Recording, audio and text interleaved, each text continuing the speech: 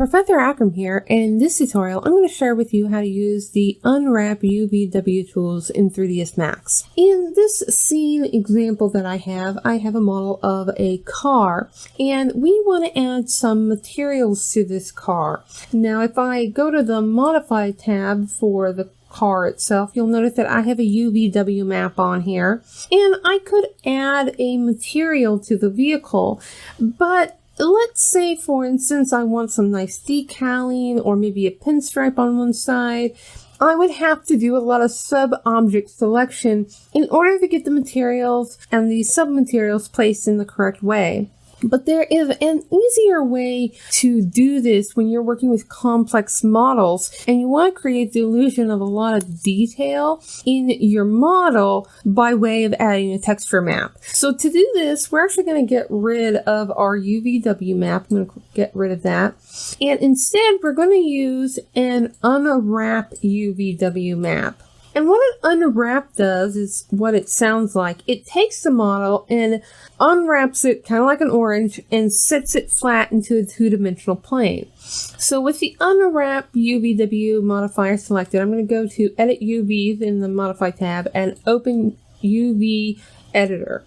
And here you can see this sort of weird distortion of the car where it basically took from like underneath the car and unwrapped it and spread it out into a flat object. Now, it doesn't work very well because when it unwraps it, you get a lot of creases along the sides. And so we can't really tell what the side of the vehicle looks like. And so this isn't going to work for our purposes. Now, the Unwrap tool does have a couple of quick settings to change up how it unwraps your object. So if I go up to mapping in the editor here and I go to normal mapping, the normal mapping dialog will give me a couple of different options on how I want to unwrap this object. More common, what you'll find is a box mapping, and this will unwrap the pieces based on the size of a box. So if I go to box mapping and press OK,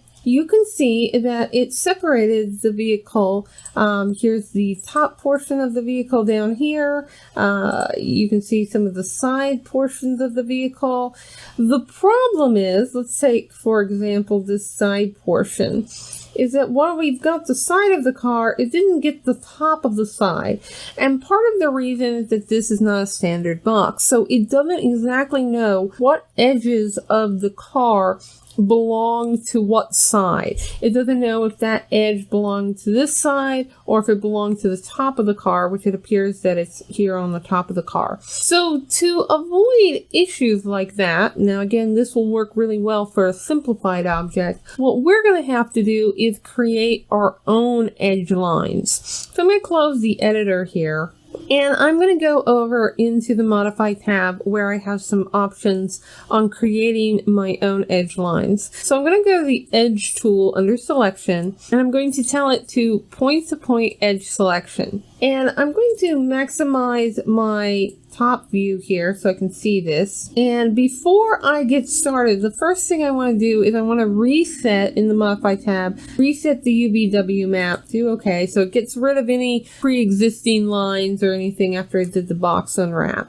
And again, I'm going to make sure that I have my edges selected and my point-to-click edges turned on. With that, and I'm going to actually turn shading on and edge faces just so I get a little bit better view of my car here.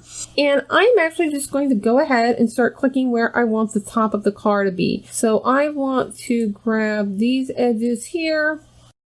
And once I've gotten my last edge, all I'm going to do is come back to the Modify tab, uncheck that so it stops selecting. So I have my outline here. I'm going to come down to the peel settings and I'm going to tell it to convert the edge selection to a seam.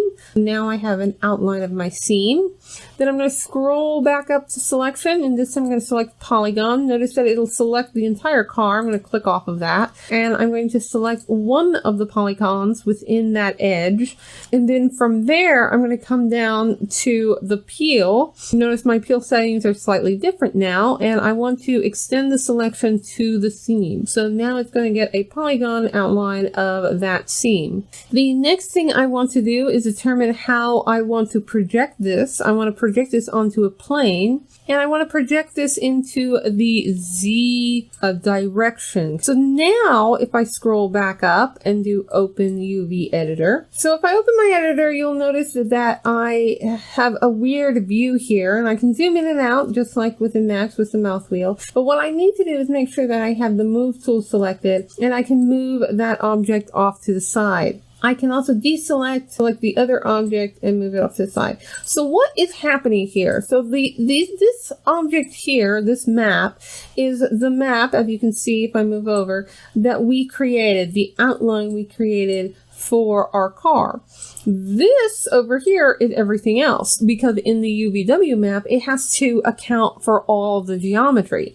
So this isn't going to work for our purposes, but we've got the top set up. So just like we outlined the top, the next thing I'm going to do, I'm going to go ahead and close this window, and I've just moved them off the scene here so that we can edit these. I'm going to go into a different view, let's say our front view. And then just like before, I'm going to go back to edge facing. I'm going to go back to point and click, and I'm going to go ahead and trace out each individual sides of the car using the same methods of tracing the edges, converting those edges to seams, selecting the polygons, setting the polygons to the seam, and then creating a projection of that. Now that I have all my edges outlined and seams created and everything, you'll notice that in the image here, I've got all these green lines, and those are all the portions of my edges. If I go to my open UV map editor, you can see that I have all the different sides of my car. I've got the back, the front, the left and right side, and then I've got the top of the vehicle as well. And I've just moved them off to the sides of the image here. Don't worry that they look a little squished. That's just how the UV map editor kind of displays them. So this is the texture map canvas. If I have, say, a reference image that I already want to use, I can use that inside the UVW map to get the mapping placements in a correct alignment with that texture image. And in the upper right corner here, I'm going to tell it to pick the texture from a texture map. So I'm going to go to bitmap like I had just earlier. I'm going to select that Dodge image. So I'm going to pick that Dodge PNG. It loads that image up. And so now what I can do is I can take the sections of my vehicle here and I can line them up with the image. So I'm going to mouse over the side right here, and I'm going to come in here, and using my move, rotate, and scale, I'm going to align this up to match up with the side view of this car.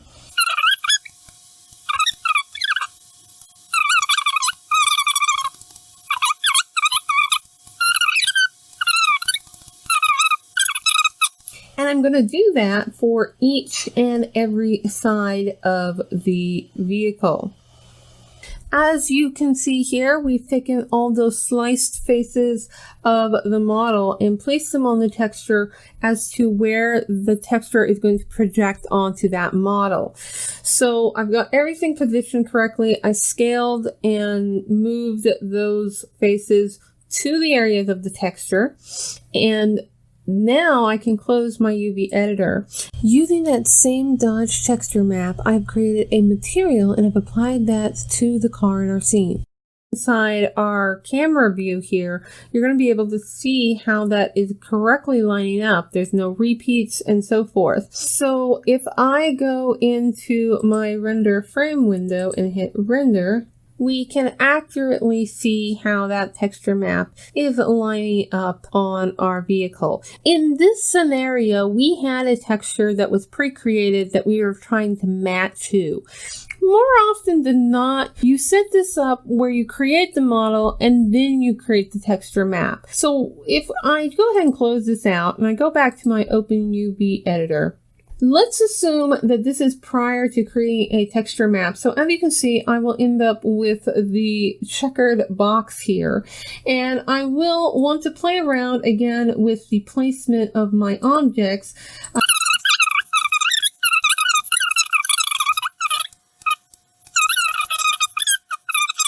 So again, and it's kind of hard to see in this little box here, but you're going to want to make sure that you have your slices, your slice spaces correctly scaled, proportioned, and then scaled down so that they all fit on this square. Once you have that, you're going to go to Tools up here at the top of your UV editor, and you're going to go to Render UVW Map. This will pull up the UVW map render dialog. For the most part, you're going to leave everything default, and then you're going to go ahead and tell it to render the template. This creates a template for you to save. So I'm going to do File, Save. So at this point, we will jump into our paint or photo editor to actually create the texture. So in my case, I'm going to jump over to Photoshop, and here it is. It is a PNG, so it came in with a transparent background, which is kind of hard to see at the moment. So I'm going to go ahead and create another layer, and I'm just going to make that layer black, move that layer behind the template. I'm going to rename the layer UVW Temp, and I'm going to go ahead and zoom in a little bit here, and I'm going to lock the background. I'm going to lock my template so I don't accidentally move them, and then I'm going to add another layer, and I'll just call this, for the sake of simplicity, paint layer. And this is where I would come in and go, say, to my brush tool. Maybe I want to create a red car here. So from there, I can come in here and I can start painting my vehicle the way that I want it. An alternative to that, if you want more of a photorealistic look, you can start with an image. So over here, I've got some photographs of some vehicles, and what I can do is I can bring this image over there and do some photo editing to try to get this to match up as best I can. Then once I have the image to my liking, I can go ahead and I can turn off the template and the background, and this will then allow me to save just the texture map that I will then apply to a material, and the material will then be applied to the vehicle. And because I created the texture map in a way, going back here in the example, that lines up with the actual UV map, the texture map, when applied to the material and then applied to the model, will be placed correctly. I hope you found this lesson informative, and don't forget to check out other lessons and tutorials on the channel.